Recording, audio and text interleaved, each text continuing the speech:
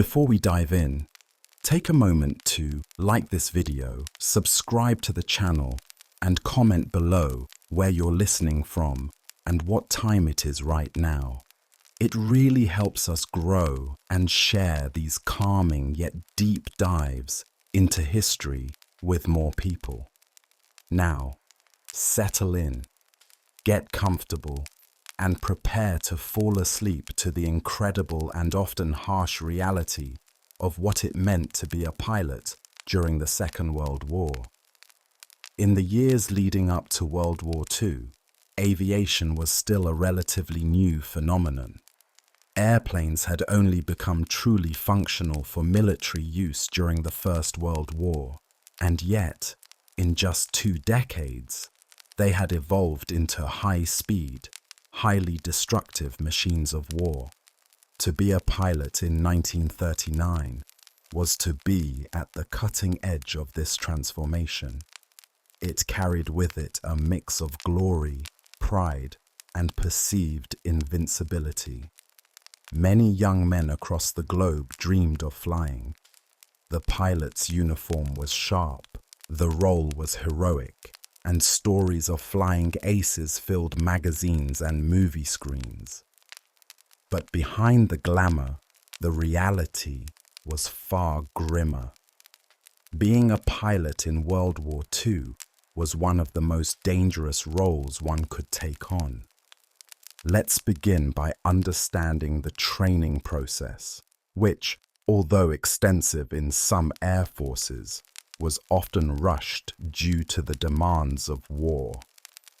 In countries like Britain and the United States, pilots underwent rigorous programs, learning navigation, aerodynamics, weapon systems, and survival tactics. However, even with months of training, many were unprepared for the chaos of real combat. Meanwhile, in nations like Germany and Japan, training standards dropped sharply as the war progressed. In 1941, a Luftwaffe pilot might have logged over 200 flight hours before being sent to combat.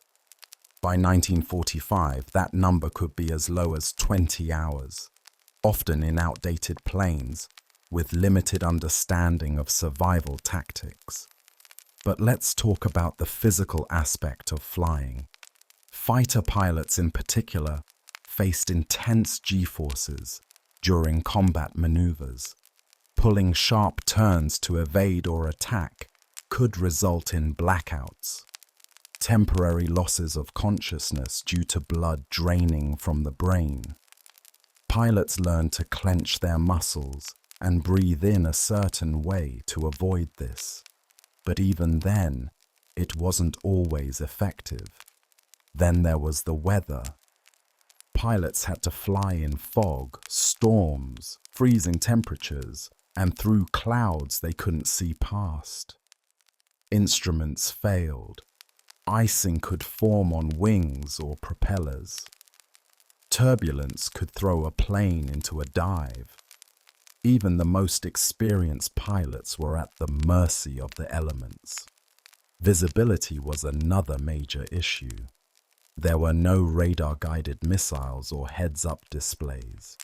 Pilots relied on eyesight alone, scanning the skies for enemy aircraft, anti-aircraft flak bursts, or the dark trails of oil leaking from wounded planes.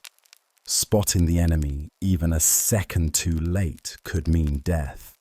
And speaking of death, it came swiftly and often. A bullet through the engine could set a plane ablaze. A shell could tear through the fuselage. Pilots might be burned alive, blown to pieces, or thrown from their aircraft as it broke apart. Parachutes were not always reliable, and in many cases, bailing out simply meant becoming a prisoner of war. The reality was simple. The lifespan of a pilot in active combat was terrifyingly short. During some phases of the war, like the Battle of Britain, RAF fighter pilots had, an average life expectancy of just 4 weeks.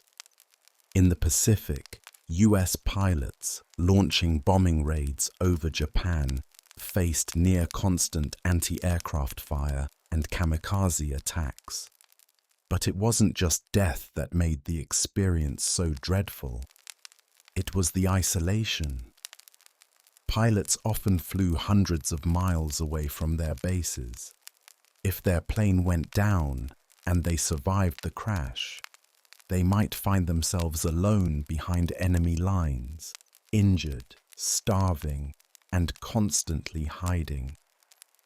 In some theaters, like the Eastern Front, Soviet and German pilots flew missions over vast forests and tundra. In the Pacific, pilots faced endless stretches of ocean. Going down there meant either drowning or being captured, both horrific in their own right. In addition to these dangers, there was the ever-present psychological toll.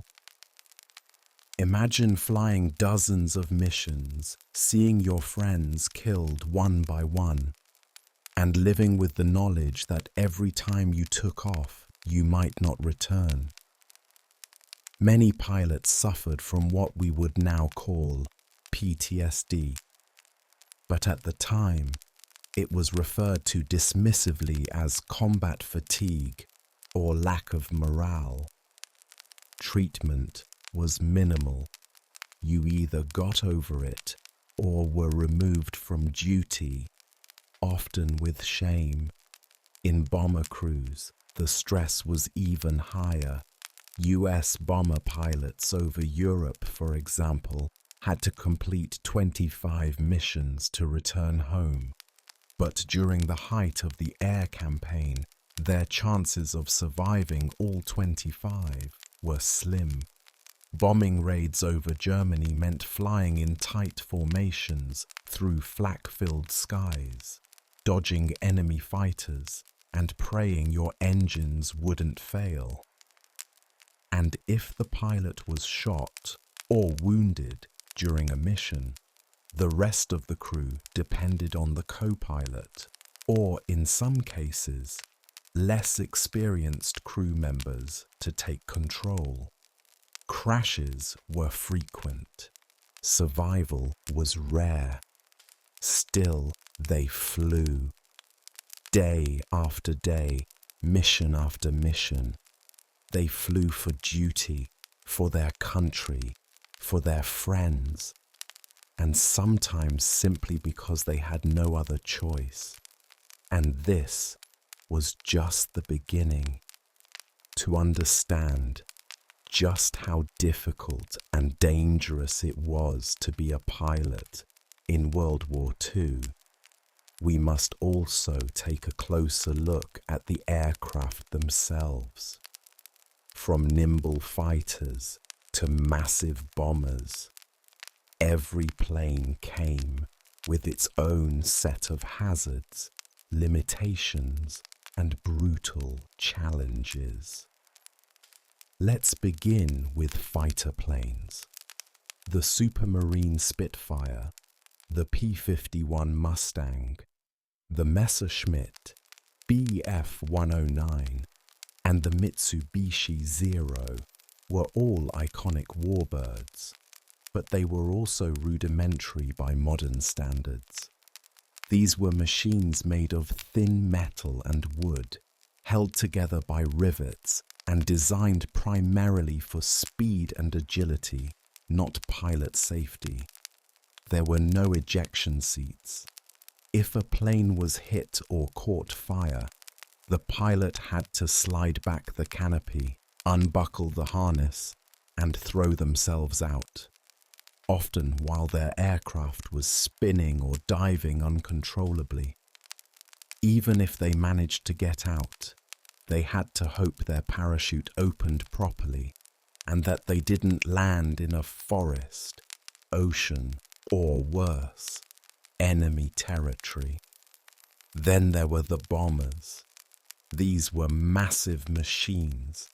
the American B-17 Flying Fortress, the B-24 Liberator, the British Lancaster, and the German Heinkel He-111. These planes required entire crews, pilots, co-pilots, navigators, bombardiers, and gunners, all working in a freezing, deafening, vibrating tin can thousands of feet above the earth. The pilot's job in a bomber wasn't just to fly the plane. They had to manage the aircraft under immense stress, coordinating the bombing run, keeping formation, dodging flak and fighters, and trying to make it back alive. Meanwhile, the interior of a bomber was a brutal place. At high altitudes, the temperature could drop to 40 degrees Celsius. The crews wore electrically heated suits, but these often malfunctioned, leaving them exposed to the cold. The cockpit was small, crammed with instruments, and open to noise from the engines and the groan of the fuselage under pressure. Communication was done through intercoms, but with the noise of the engines and flak bursts, pilots often had to shout just to be heard. In long missions, they stayed strapped in for over 10 hours, sometimes more, with no bathroom, little food, and barely any heat. For pilots flying over Europe or the Pacific, the threat of enemy fighters was constant. German Messerschmitts or Japanese Zeros could appear in an instant, darting between the bomber formations, raking the aircraft with machine gun or cannon fire. The pilot had to hold steady, even as bullets shattered windows, tore through wings, or struck fellow crew members. And then there was flak, anti-aircraft fire. Pilots flying bombing missions over cities like Berlin or Tokyo would see the sky filled with black puffs of smoke, each one a shell exploding, sending deadly shrapnel in every direction. Flak could punch holes in the fuselage, sever control cables and shred engines, and there was no way to avoid it. Bombers had to fly straight through the barrage, often for hours. Navigation was another nightmare. There were no GPS systems, no digital maps. Pilots and navigators relied on compasses, maps, and basic radio beacons. In cloudy weather or during night missions, it was easy to lose bearings. Pilots could veer off course, run out of fuel, or end up over enemy territory with no idea where they were. Many were never found again. Night flying was especially terrifying. Darkness made it nearly impossible to spot enemies or obstacles. Night fighters, planes designed to attack under the cover of darkness, lurked in the skies. Radar was primitive, and the glow of flak or tracers was often the only warning a pilot had before being attacked. Meanwhile, the design of the planes themselves presented its own dangers. The fuel tanks, often located beneath the cockpit or wings, could easily ignite if hit. And with minimal armor around the pilot's seat, even a single bullet could be fatal. Many aircraft lacked fire suppression systems, and even when parachutes were available, they didn't guarantee survival. The cockpit was often the most vulnerable part of the plane. Pilots would be the first targeted by snipers or fighter pilots trying to disable the aircraft. A single round through the windscreen could end the flight and the pilot's life in an instant. Some pilots flew low-altitude missions called treetop flying, especially those in the Pacific, or flying ground attack aircraft like the Soviet Il-2 Sturmovik or American P-47 Thunderbolt. These missions required skimming the ground at high speed, dodging trees, buildings, and enemy fire while trying to hit a target. One wrong move, and the plane would crash. There was no room for error.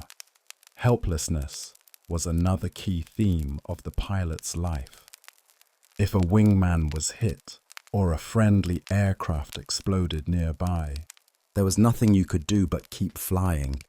Pilots had to watch friends die, in the air, mid-mission, and then fly another sortie the next day, as if nothing had happened. The loss rate for aircraft was staggering. Some squadrons in the Pacific lost more than half of their pilots within months. In Europe, US bomber groups returning with only a fraction of their planes became common. Photos from the era show crews posing in front of bombers with names like Heaven Can Wait, Lucky Lady, or No Second Chances, a grim acknowledgement of the odds they faced. And yet, with each passing day, new pilots arrived, young, hopeful, and often unaware of what awaited them. The machines they flew were incredible feats of engineering for their time, but in the end, they were still machines, cold, unforgiving, and all too often fatal. Becoming a pilot in World War II was not simply about learning how to fly a plane. It was about preparing to fly into danger, repeatedly. The training process was grueling, often rushed, and sometimes inadequate. Many pilots went into battle knowing full well that they were underprepared for what lay ahead.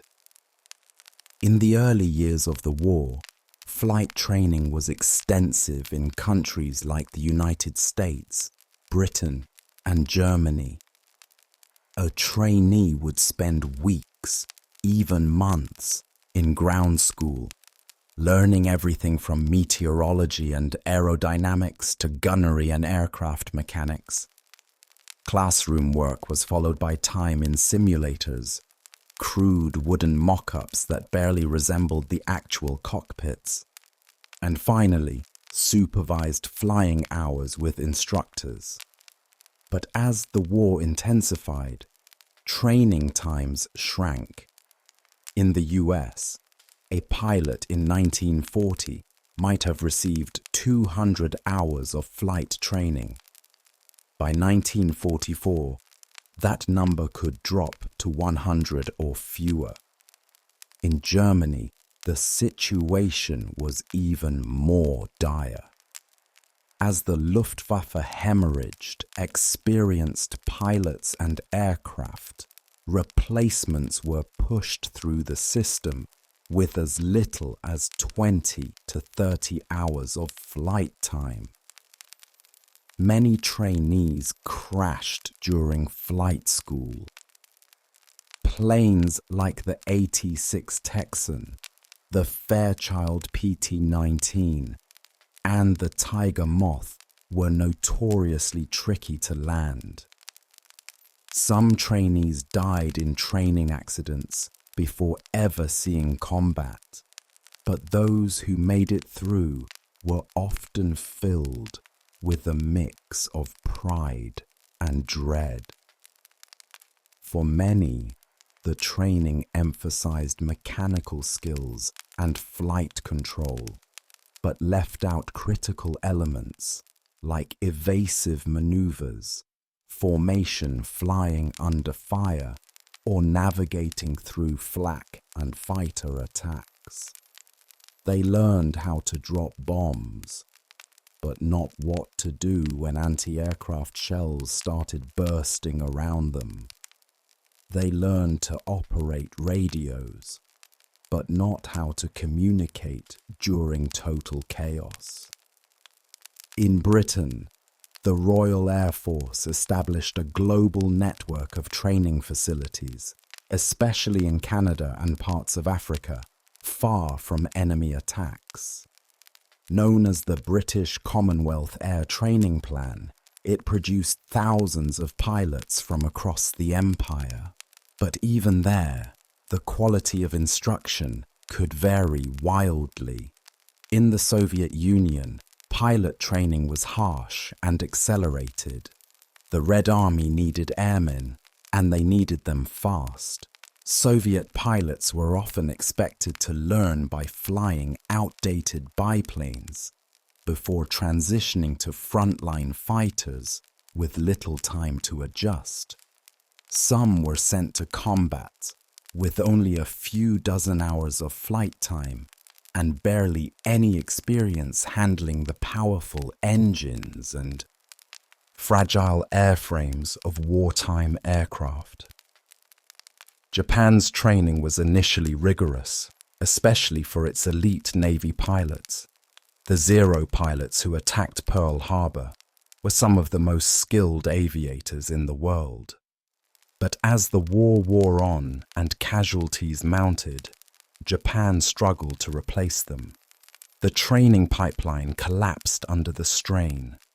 New pilots received fewer hours of instruction, less practice, and were expected to match the skill of enemy pilots with years of experience. It was a losing battle. Across all nations, pilot training included indoctrination. Trainees were taught that they were elite, heroic, and vital to the war effort. They were told they could turn the tide of battle, bring glory to their nations, and help defeat evil. These ideals helped sustain morale, but they also masked the brutal truth. Most of them would never complete their service tours. Instructors were often veterans themselves, many recovering from injuries or rotated out of combat due to trauma. They knew what their students would face, but rarely shared the full truth. Instead, they taught the mechanics of flying and kept the realities of war to themselves. Occasionally, a more seasoned instructor would break the silence. He might mention how a friend's plane was riddled with bullets, or how an engine fire left a crew screaming for help as they spiraled down. These were warnings, subtle hints that the sky was not a safe place. Physical conditioning was also a part of training. Pilots had to learn how to resist G-forces, withstand long missions in cramped spaces, and endure the physical toll of combat. They trained to function under pressure, to stay calm while systems failed, and to fight exhaustion, fear, and grief mid-flight. Despite all this, many trainees held onto a sense of wonder. Flying was still new, thrilling, and beautiful. There was nothing like watching the ground fall away, seeing the clouds from above, and feeling the hum of the engine beneath them. For some, it was the closest thing to freedom. But freedom had a cost. Once training ended, pilots were assigned to squadrons and deployed to the front. Many were just 18 or 19 years old. They boarded ships or trains with wide eyes, letters from home, and a fresh pair of wings on their uniforms. Behind them, their instructors watched, knowing too well what those boys were flying into. Once a pilot completed their training and joined an operational squadron, their life changed dramatically. The real work and the real danger began. The missions they flew varied widely depending on the role of their aircraft, the theatre of war, and the broader strategy at play. But one thing was universal. Every mission came with risk. Every takeoff might be the last. For fighter pilots, missions involved high-speed aerial dogfights, escorting bombers, intercepting enemy aircraft, or performing ground attack runs. These missions could last minutes or hours, and each one required razor-sharp reflexes, constant awareness, and total focus. Dogfighting was brutal and fast. Two planes would twist, roll, and dive at speeds over 300 miles per hour, each pilot trying to line up the other in their gun sight. It wasn't just about flying fast. It was about reading your enemy, predicting their moves, and reacting faster than them.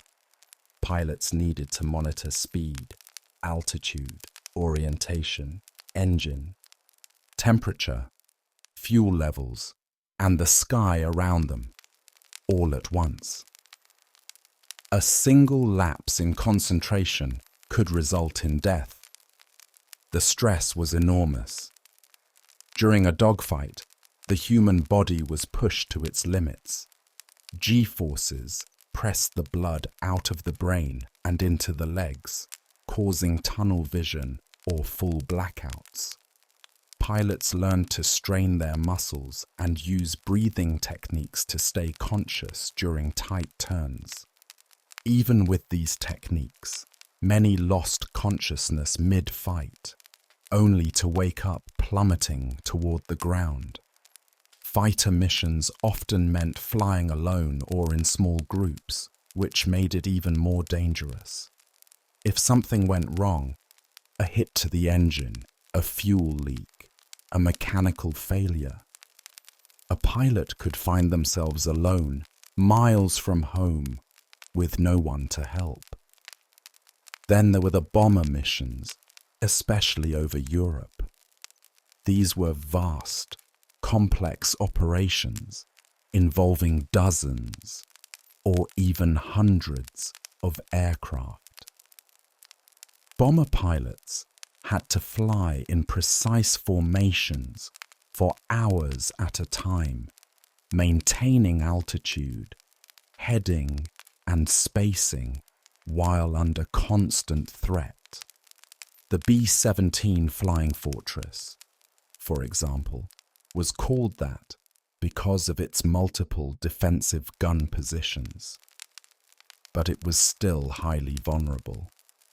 Flying in formation made the bomber groups more effective and gave their gunners overlapping fields of fire, but it also made them predictable targets. Anti-aircraft guns on the ground, known as flak batteries, could calculate altitude and speed, creating deadly walls of exploding shells that tore through aircraft.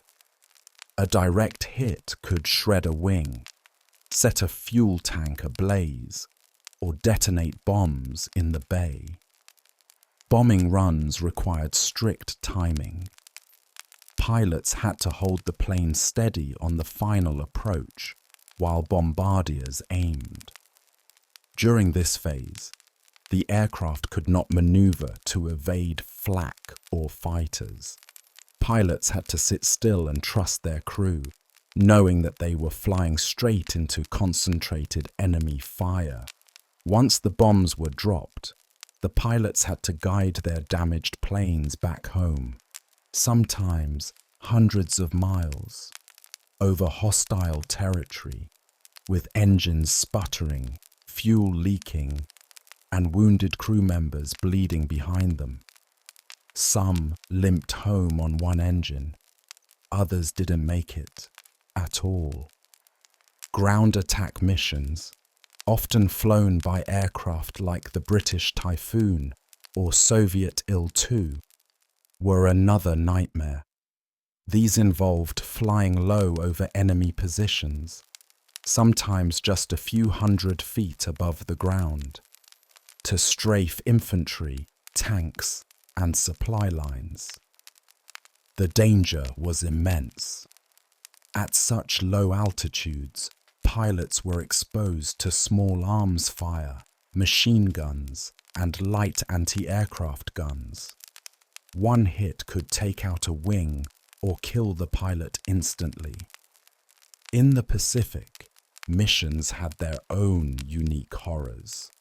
Tropical weather, vast stretches of open ocean, and heavily defended island fortresses made flying incredibly risky. Many aircraft went down over water, and pilots who bailed out faced sharks, drowning, or capture by Japanese forces who were known for their brutal treatment of prisoners. Navigation errors were common. Without landmarks or advanced instruments, a small mistake in heading could mean missing your base entirely and running out of fuel over the ocean. Even returning from a mission was no guarantee of safety. Landing a damaged aircraft was a challenge in itself. Many airstrips were rudimentary, dirt runways or hastily built tarmac. If landing gear was damaged or if hydraulic systems failed, pilots had to perform belly landings, skidding across the ground on the fuselage, often with live ammunition or bombs still aboard. And then there were night missions, terrifying, disorienting operations that stripped away the visual cues pilots depended on.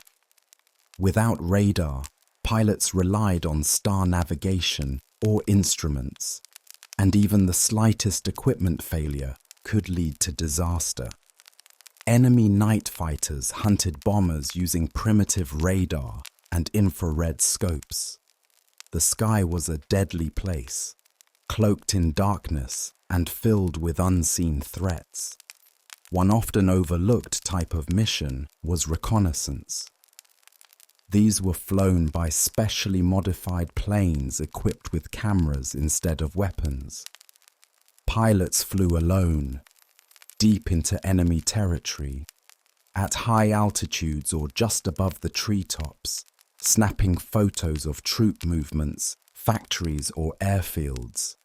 They had no protection. If spotted, they had to flee fast. Their survival depended on speed, stealth, and luck. Finally, we must mention the most infamous type of mission, the kamikaze attacks. In the final stages of the war, Japan resorted to desperate tactics. Young men were trained not to return from their missions. Instead, they were ordered to crash their explosive-laden planes directly into enemy ships. These pilots were told they would be honored in death, that their sacrifice would protect their homeland. Many were barely trained. Some volunteered willingly. Others were coerced. Regardless, they died in agony, burned, shattered, obliterated. Across all theaters and roles, one fact remained true. The missions never got easier. Even experienced pilots felt the dread before every takeoff. They wrote letters home, tucked them in their jackets, and said quiet goodbyes to their crews. Every mission might be their last. And yet, they climbed into their cockpits, buckled their harnesses, throttled up the engines, and rose into the sky once more, flying not for glory, but because they had to. War is as much a battle of the mind as it is of machines, and for pilots in World War II, the psychological burden was both immense and unrelenting. Unlike infantrymen, who might spend days between engagements, pilots were often thrust into life or death situations repeatedly, with little time to recover. The mental toll was devastating and often invisible. It began with the constant awareness of mortality. Pilots lived with the knowledge that every time they flew, they faced a very real possibility of not returning. And because they were typically flying with the same crew, the loss of a plane meant the loss of everyone aboard. Not just comrades, but close friends. There was a name for the look that many pilots developed after too many missions: the 1,000-yard stare. Eyes that had seen too much. Some pilots tried to cope through rituals. They carried lucky charms, wore the same gloves, sat in the same seat in the mess hall. Superstition was common, not because they truly believed it worked, but because it gave them a small sense of control in a life where so much was out of their hands. Sleep was often elusive. Pilots would lie in bed, their minds replaying each moment of their last mission. The sound of bullets ripping through aluminum, the sight of smoke trailing from a friendly aircraft, the screams of wounded crew members. Others dreamed of falling, endless dreams of spinning, burning, crashing. Many woke up drenched in sweat, heart pounding, afraid they'd already died. And yet, even in daylight, the stress didn't leave. Between missions, pilots had to prepare for the next. Debriefings, planning sessions, equipment checks. There was no real downtime. If they weren't in the air, they were thinking about being in the air. For bomber crews, the pressure was relentless. In the U.S. Army Air Forces, bomber pilots were required to complete 25 combat missions before they could rotate home, a number chosen arbitrarily in the early years of the war. But during the height of the bombing campaigns over Germany, the survival rate for bomber crews was so low that very few ever completed that many missions. Imagine waking up each morning knowing that statistically your odds of surviving the day were worse than a coin toss. You watched new recruits arrive, eager, full of hope, and then disappear, their bunks quickly reassigned, their names forgotten by the next rotation. Some pilots turned to alcohol. In the evenings, the officers' clubs became sanctuaries for the haunted. They drank to forget, to numb the fear, or to feel alive. But hangovers didn't stop the missions, and many climbed into their cockpits the next morning with throbbing headaches and shaking hands. Others shut down emotionally. They stopped making friends. They avoided eye contact. They didn't want to learn anyone's name, because that name might be listed on a casualty report tomorrow. It was easier to pretend they were just machines, going through the motions, flying on instinct. There were breakdowns, of course, pilots who refused to fly, who froze in the cockpit, who collapsed in tears during briefings. These episodes were often met with a mix of sympathy and scorn. Some commanding officers understood, others labeled these men as cowards. The term combat fatigue was used, a vague catch-all that barely scratched the surface of what these men were going through. Treatment was minimal. Some were given rest, others were sent to hospital wards, but many were simply reassigned, their symptoms ignored or dismissed. Mental health was not well understood, and the emphasis was always on duty, not healing. One of the most devastating effects was what today we'd recognize as survivor's guilt.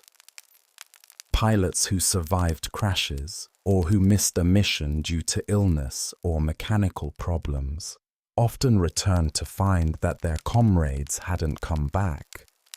They asked themselves, why did I survive? What could I have done differently? Could I have saved them? Some pilots went numb.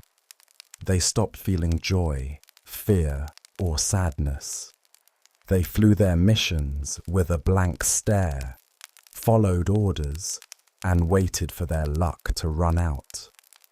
Others became hyper-alert, constantly scanning for threats, jumping at every noise, even on the ground. These were the early signs of what would later be called post-traumatic stress disorder, a condition not formally diagnosed or treated until decades later. And yet, for all this, they kept flying.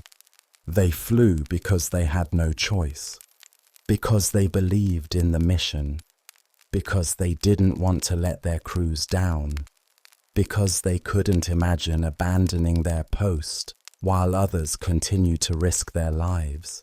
Some found solace in letters from home, the steady handwriting of a mother, the kiss-marked note from a sweetheart. Others found it in the camaraderie of their units, the shared jokes, the black humor, the silent understanding between those who had faced death together. But no matter how they coped, the weight remained.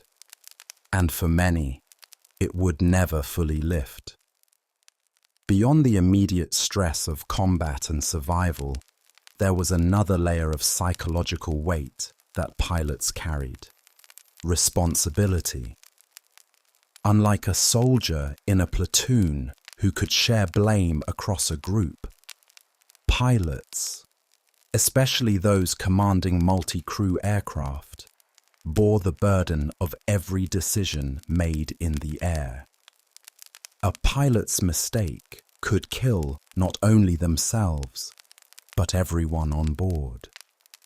Choosing the wrong evasive maneuver, misjudging altitude, flying too low or too high, mistaking friend for foe. The stakes were always fatal. This pressure was constant and unforgiving. And that pressure didn't end when the wheels touched down. After every mission, pilots faced the dreaded post-mission debriefing. These sessions weren't just technical reviews, they were emotional tests. Pilots had to recount what they saw, what decisions they made, and how, or why, certain things went wrong.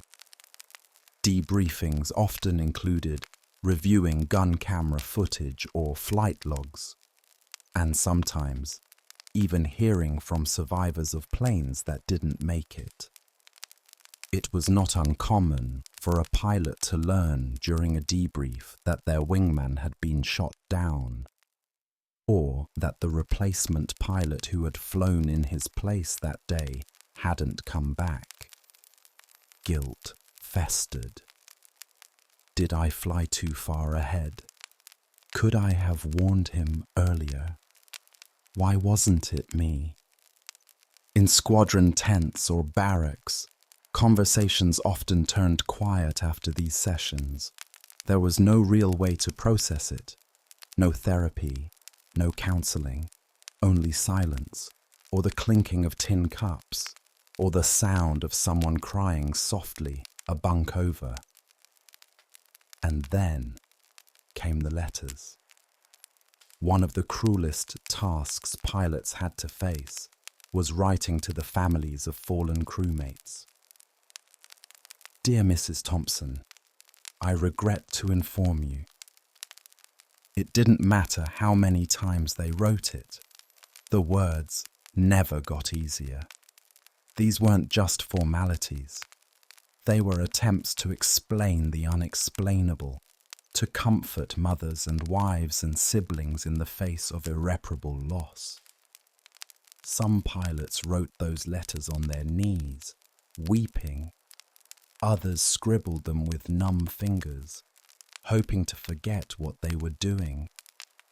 In either case, it left a scar. And then there was the repetition. Even after a loss, even after trauma, the missions continued.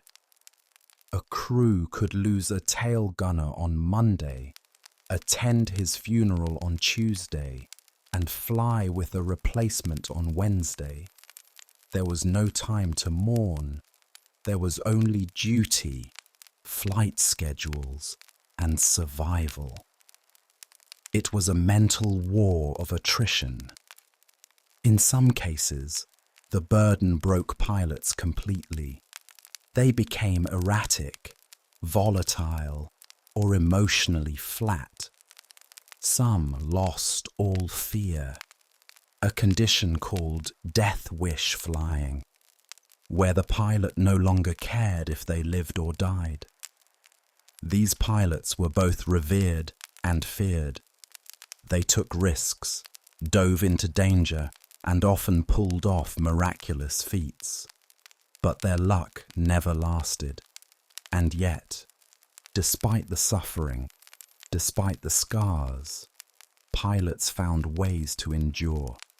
Some kept journals where they poured out their thoughts late at night. Some sketched or whittled or read the same book over and over again.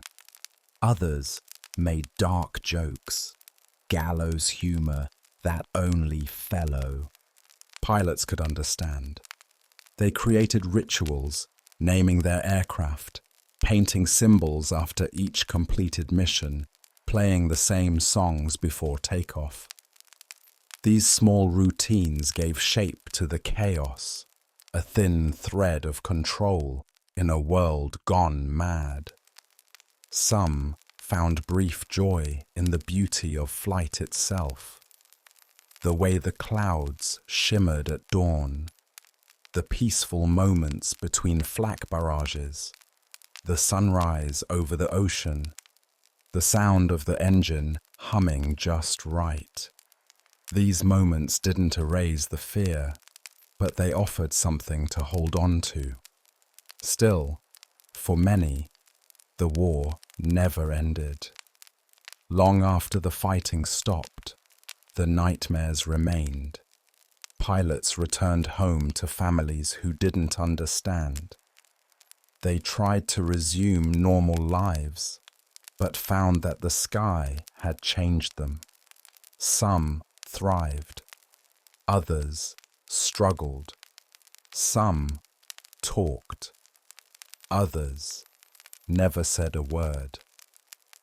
But all of them, whether recognized or not, carried a heavy legacy. One born not just of the horrors they saw, but of the impossible expectations placed upon them, and the silent strength it took to keep flying anyway. If a pilot was lucky enough to survive being shot out of the sky, a new nightmare began. While many were killed instantly by enemy fire or catastrophic crashes, thousands of pilots survived by bailing out or crash landing. What awaited them on the ground, particularly in enemy territory, was a completely different war. The first question was always, where did you land? If it was friendly territory, survival wasn't guaranteed, but help was likely close. If it was over the sea, especially in the Pacific or North Atlantic, the odds of rescue were drastically reduced. But if it was over enemy-occupied land, the downed pilot had three options: hide, run, or surrender. In Europe, American and British pilots shot down over Nazi-controlled territory were often captured by German soldiers or local collaborators. Those who surrendered were taken to prisoner of war camps, notably Stalag Luft camps, such as the infamous Stalag Luft 3, which would later inspire movies like The Great Escape. These camps were not concentration camps, but they were harsh places. Pilots endured extreme cold, limited food, psychological manipulation, and the constant threat of punishment. Interrogation began almost immediately. German officers were well trained in extracting information without torture. They used deception, trick questions, and even kindness to lure pilots into revealing details about aircraft capabilities, squadron locations, or bombing strategies. Those who refused to cooperate were isolated, starved, or sent to punishment blocks. Some were beaten, others were confined in solitary cells for weeks at a time. But even under these conditions, many pilots resisted, giving only name, rank, and serial number. Inside the camps, life was a strange mix of monotony and tension. Prisoners formed their own small societies, organizing plays, lectures, and even orchestras, but always under the watchful eyes of guards. Escape attempts were common, though incredibly risky. Digging tunnels, forging documents, sewing civilian clothes. These were all done in secret, and those caught were severely punished. In Japan, the situation was even worse. Allied pilots captured by Japanese forces faced brutal conditions, inhumane treatment, and often death. The Japanese military had not signed the Geneva Conventions and viewed surrender as dishonorable. Captured pilots were tortured, executed, or used for medical experiments. Others were paraded through villages, beaten by civilians, and imprisoned in dark, disease-ridden camps with little food or water. Survival depended on endurance, luck, and sometimes the kindness of strangers. In Europe, resistance movements played a critical role in rescuing downed pilots. Networks in France, Belgium, and the Netherlands helped pilots evade capture by hiding them in attics, barns, or cellars. They forged papers, provided food, and organized routes to neutral countries like Spain or Switzerland.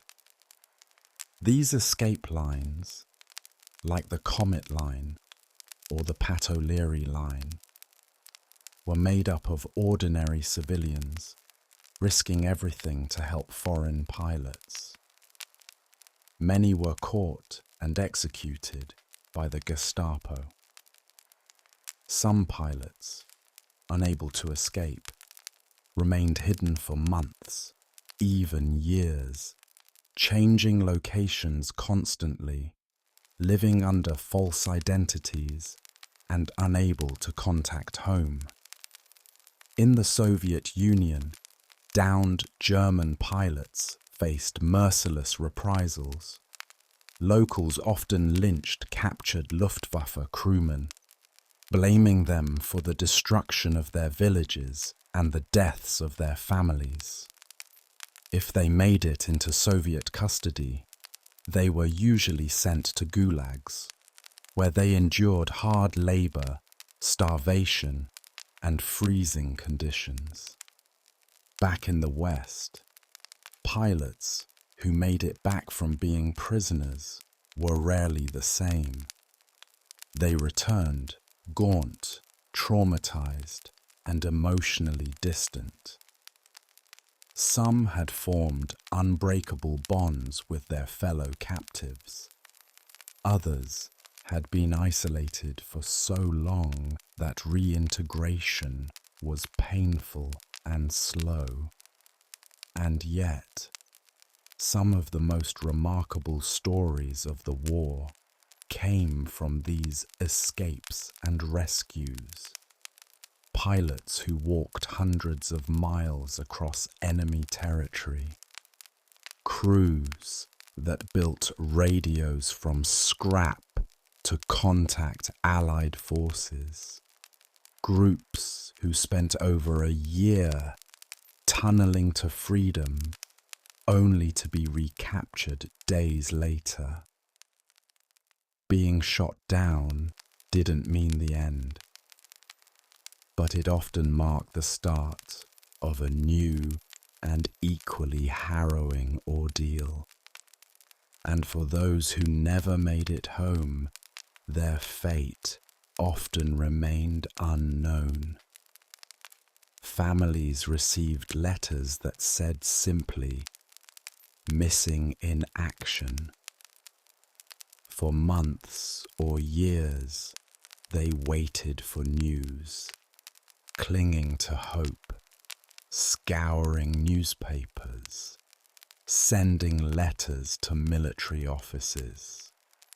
Some would never get closure, and the pilots themselves, they lived every moment with the knowledge that being airborne didn't just mean risking death.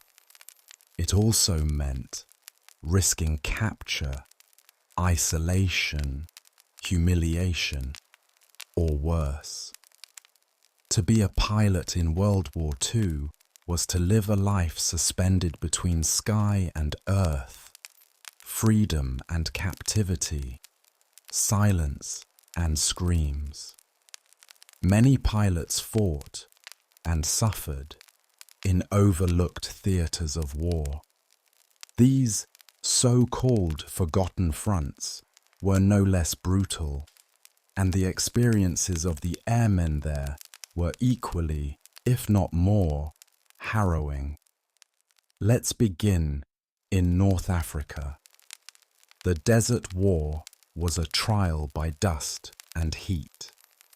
Pilots in the British Royal Air Force and the German Luftwaffe duelled across vast, featureless landscapes. Sandstorms frequently reduced visibility to zero, damaging engines and jamming weapons.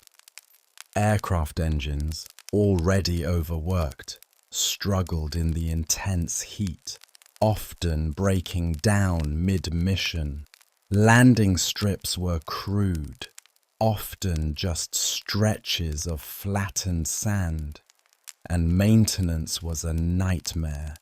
Mechanics had to service complex machines in the open desert, battling blowing grit and searing heat. Pilots wore scarves not for style, but to keep sand out of their mouths while flying. Flying at low altitude to attack enemy supply lines meant that planes kicked up clouds of dust, revealing their position and drawing heavy ground fire. In these conditions, even navigating was difficult. With no landmarks but the occasional wadi or rocky ridge, pilots often got lost, ran out of fuel, or crashed trying to find their way back to base.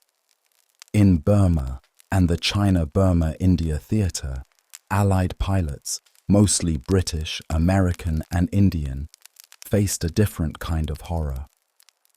The jungle.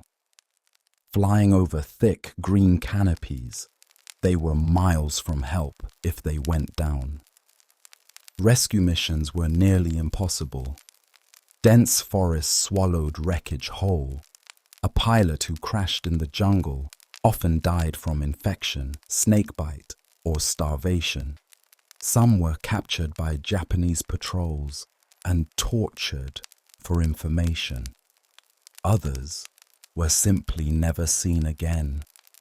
Rain was constant, mold-infested cockpits, humidity damaged instruments, insects infested everything, engines, flight suits, and even ears. Aircraft corroded faster in the jungle than almost anywhere else. Pilots fought the weather almost as fiercely as they did the enemy. Airfields in Burma were hacked out of the forest with primitive tools. They were muddy, uneven, and difficult to defend. Enemy raids were common. Pilots returning from exhausting missions were often roused from sleep by the sound of incoming bombers, forced to scramble for cover under tarpaulins or into shallow trenches. Then there was the psychological strain of these isolated postings. Pilots spent weeks or months in the jungle, cut off from supply lines, news, and even mail. There was no break, no leave to the city, no brief reprieve.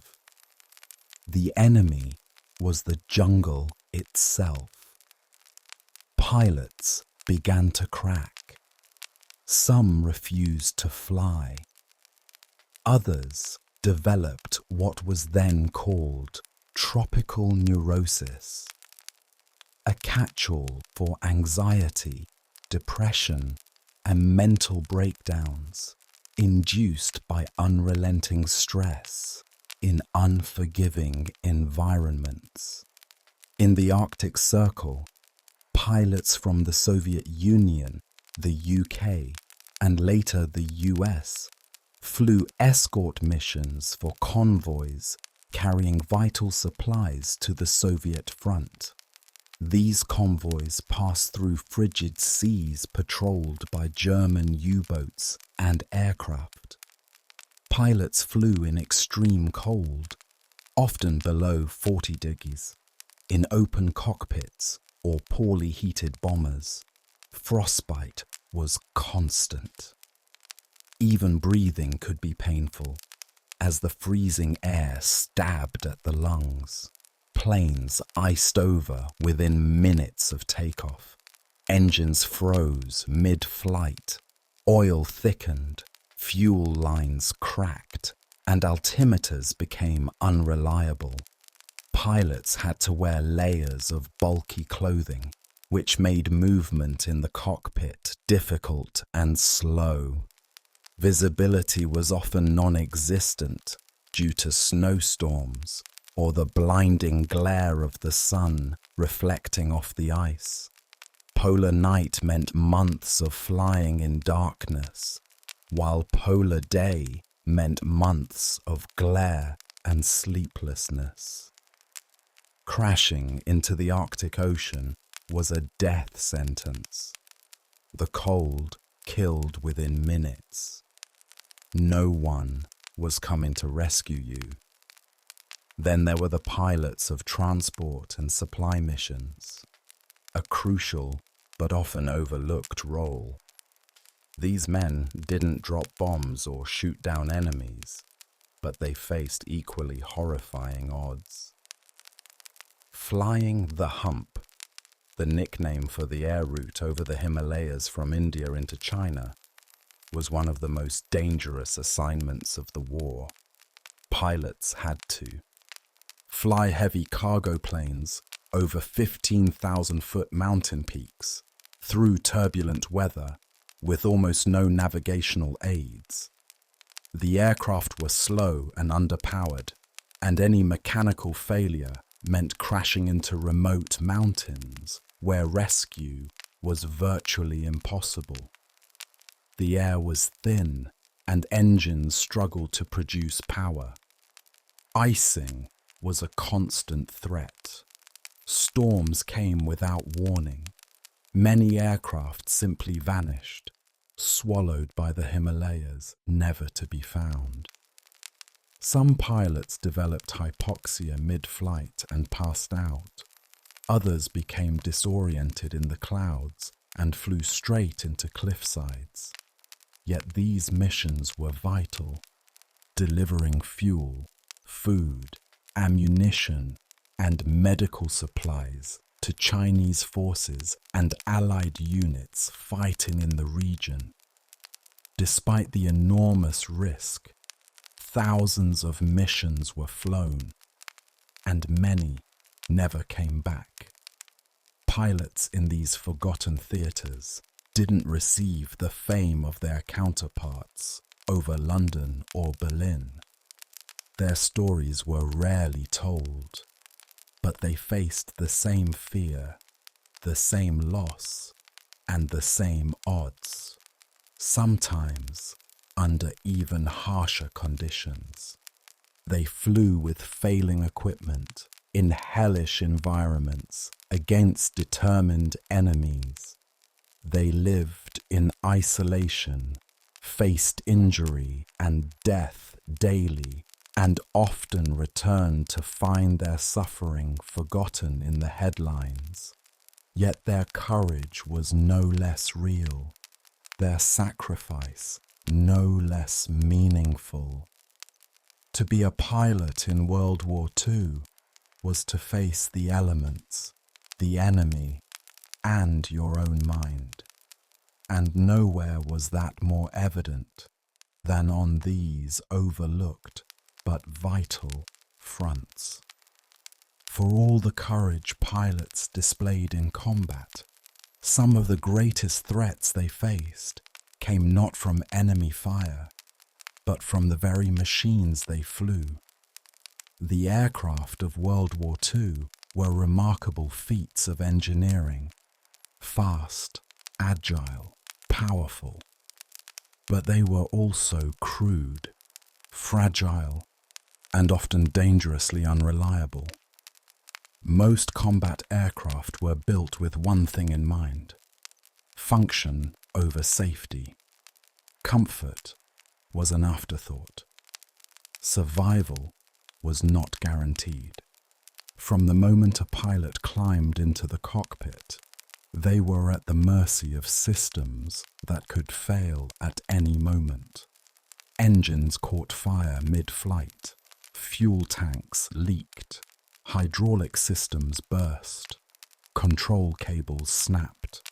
Pilots reported hearing the pop of a rivet or the sudden whoosh of escaping oil, tiny sounds that could signal catastrophic failure. Some planes were notorious for their flaws. The British Hawker Typhoon, early in its service life, suffered from tail failure. The Japanese Mitsubishi Zero had no armor and a fuel tank that exploded easily. The American P-39 Airacobra had a mid-engine design that created balance issues and was difficult to escape in an emergency. Bomber pilots, especially those flying the B-24 Liberator, knew the aircraft's nickname, the Flying Coffin. While it had longer range than the B-17, it was far more vulnerable to damage. Its fuel system was fragile, and its structure was prone to collapse if it took a hit to the wings. Many crews preferred to fly in the B-17, despite its heavier weight and slower speed, simply because it offered better odds of making it home. Weather only made things worse. Rain, snow, and ice wreaked havoc on engines and control surfaces. Carburetors iced up, propellers froze in place. Planes could become uncontrollable in the span of seconds. Pilots often flew blind through storms, trusting their instruments, which in turn might be faulty or inaccurate due to electrical issues. At high altitudes, cockpits became freezing cold. Frost formed on the inside of windows. Oxygen systems were vital, but they were far from perfect. A small leak or clog in the tubing could cause hypoxia, a lack of oxygen, which made pilots dizzy, confused, or unconscious. Many crashed not because they were shot down, but because they lost control while starved of air. Electrical fires were common. Wiring insulation would melt under the heat of battle or due to engine stress. Cockpits could fill with smoke, forcing pilots to open canopies mid-flight at high speeds, exposing them to frigid temperatures and roaring wind. In multi-engine planes, an engine failure could mean disaster. Pilots had to quickly adjust throttle settings, propeller pitch, and rudder trim to compensate, all while possibly taking fire or flying through bad weather. One miscalculation and the plane would spin into the ground. Landing was its own ordeal. Tires burst, brakes failed, landing gear jammed. A perfect mission could still end in tragedy if the pilot couldn't put the plane down safely. Many runways were hastily built, narrow and uneven. Crosswinds or loose gravel could send a plane veering off course. Night landings were terrifying. With no radar and minimal lighting, pilots had to rely on intuition, training, and luck. A missed approach could mean overshooting the runway, crashing into trees, or hitting other aircraft. Then there was the issue of ejection, or lack thereof. Most planes had no ejection seats. Bailing out meant sliding open a canopy, removing a heavy harness, and physically throwing yourself clear of the aircraft, often while it was spinning, on fire, or plummeting. Pilots sometimes got caught in their own aircraft's slipstream and were thrown into the tail. Others bailed too low and their parachutes never deployed in time. Even the parachutes had their flaws. Lines tangled. Packs didn't open.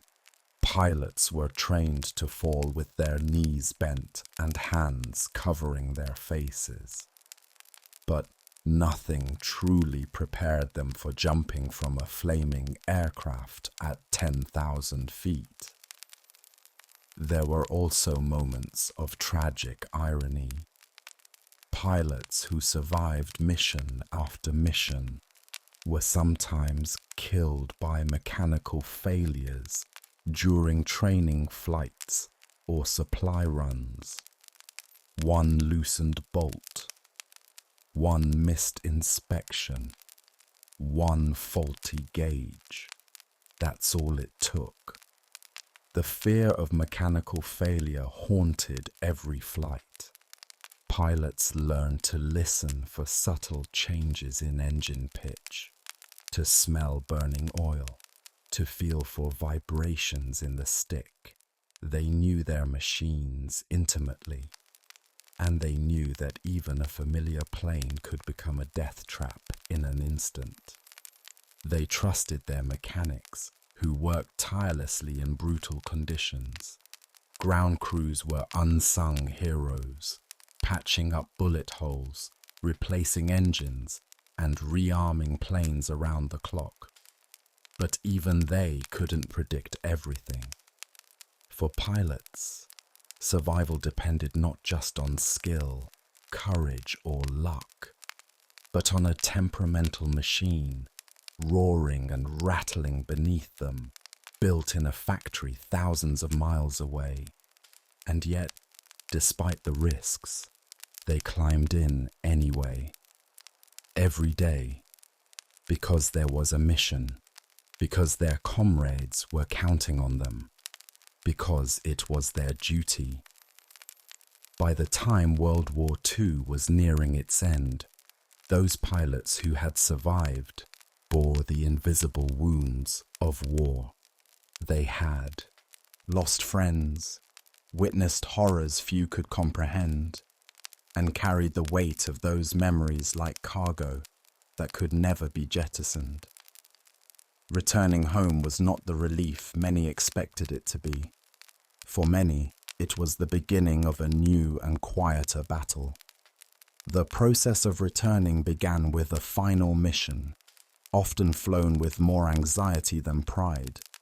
Pilots would count down their sorties, crossing off numbers on a chalkboard or marking their plane's fuselage with a final tally. For bomber crews, that 25th or 30th mission was bittersweet. They had beaten the odds, yes, but often they were the last man standing from an original team. The journey home was surreal. After years of life and death decisions in the air, everything on the ground felt slower, quieter, and somehow unreal.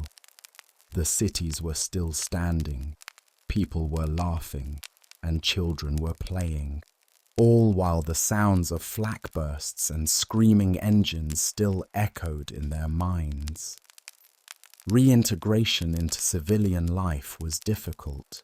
Pilots returned to families who had aged without them, communities that didn't understand them, and societies that often didn't know how to deal with returning veterans. Many were praised as heroes, but behind the handshakes and medals, they felt alienated. Some tried to talk about their experiences, only to find blank stares or discomfort in their listeners. Others learned quickly to stay silent. They buried their memories deep, locking them away where no one could ask questions. But the ghosts were always close. In the quiet of night, in the backfire of a car engine, in the smell of oil and smoke. Nightmares were common, so were sudden rages, depression, or bouts of silence. Today, we would recognize these symptoms as post-traumatic stress disorder, PTSD. But in the 1940s, there was no language for it. Terms like shell shock or battle fatigue were used, but treatment was minimal and stigma was high. Many pilots simply suffered in silence. Some turned to alcohol or work to cope. Others found refuge in flying again, commercial aviation, crop dusting, flight instruction. The sky, though it had once nearly killed them, still felt more familiar than the ground. Up there, they knew the rules. They could focus. They could breathe. Relationships often suffered. Marriages broke under the strain of emotional distance. Fathers struggled to connect with children. The pilot who had once commanded a warplane with cool confidence now found himself lost in the chaos of peace. And yet, there were stories of healing too. Some pilots found purpose in sharing their experiences.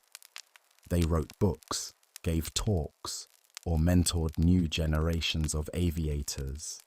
Museums and memorials were built. Reunions were held. Slowly, the world began to understand what they had endured. Decades later, researchers would study the long-term psychological effects of aerial combat. They would find elevated rates of anxiety, insomnia, heart disease, and depression among World War II airmen. But they would also find resilience, a strength forged in the crucible of war, tempered by time. Pilots who had flown through flak-filled skies, dodged enemy fighters, and crash-landed in jungles or deserts, often became the quiet elders of their communities, stoic, reliable, deeply thoughtful.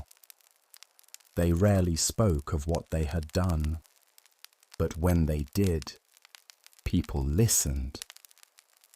In their later years, many pilots returned to the places they had once bombed or fought over. They visited museums, spoke to former enemies, and in some cases, offered forgiveness. The war that had shaped them so deeply also connected them across nations. Former foes embraced, stories were shared, pain was honored. The ghostly cargo they had carried for so long began, for some, to lift, not vanish, but become lighter. Still, the scars remained. Not all wounds are visible, and for those who lived and flew through World War II, the memories of the skies and of the friends who never came home were etched forever into their minds. When we look back at the role of pilots in World War II, it's easy to be swept up by the heroism, the daring maneuvers, and the legendary dogfights. Hollywood has immortalized the aerial aces, the sleek fighters, and the triumphant returns. But behind the stories of glory lies a deeper, more human tale, one of sacrifice, fear, endurance, and pain. The reality was far more complicated than the myths. Pilots weren't just warriors in the sky. They were young men, often teenagers, thrust into the cockpit of fragile machines and expected to confront death daily. They were engineers, navigators, leaders, and friends, all packed into the same tight fuselage, flying through noise, smoke, blood, and fire. For every famous name and celebrated ace, there were thousands of unnamed pilots who never made it home. Their aircraft were torn apart over forests, seas, deserts, and cities. Their remains were buried in fields or never found at all. Their stories ended in silence. Those who did survive were marked forever. Not just physically, though many carried scars from burns, crashes, or frostbite, but mentally and emotionally. Their experience shaped the rest of their lives. It defined how they saw the world, how they raised their children, how they approached every ordinary task with the knowledge that they had once danced with death at 20,000 feet. The legacy of these pilots lives on in more than just history books. It's in the advances they helped drive, the engineering breakthroughs, the navigational systems, the birth of modern aviation itself. It's in the silent presence of a generation that knew what it meant to face impossible odds and do it anyway. Today, when we see a vintage warbird fly overhead at an air show, or a quiet old man standing before a memorial, cap in hand, we are seeing a chapter of history that reshaped the modern world. And we are reminded that war is never just fought with bullets and bombs, but with human lives. Lives that felt fear, hope, duty, and love. To be a pilot in World War II was to be many things at once.